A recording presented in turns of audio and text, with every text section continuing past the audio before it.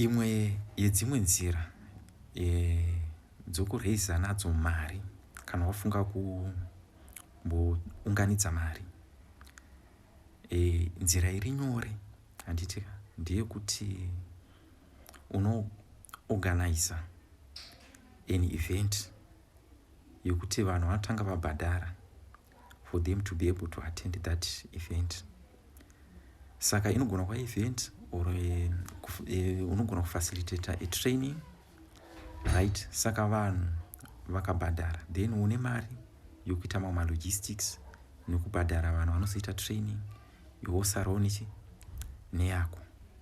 Saka chakanyanyokosha ndechekuti unofanira kuidentify one area inodiwa nevanhu.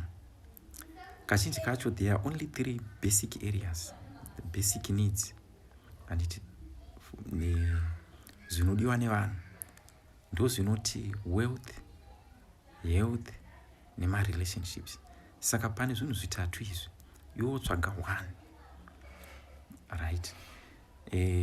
Then identify a group of people vanogona kuda ruzivo pamusoro pezvemaareas iwaya tiri kutaura, handitika. Saka unogona kunge uchienda kuchechi ikoko, that community, handitika, it's a good catchment, right? Saka you advertise that event, otsvaga munhu ano ruzivo rwokuticha zvinhu zvinobatika, handiti. So avoid motivational speeches, but pari kuda kuti muite come up nemaprograms ekuti kana mukaticha vanhu vanozvitakura voenda nazvo kumba, vonoimplementa, vowana maresults, right? And vanhu vanonyatsoona kuti azvishuwa mari yatakabhadhara value yacho ndiyoyi, handitika.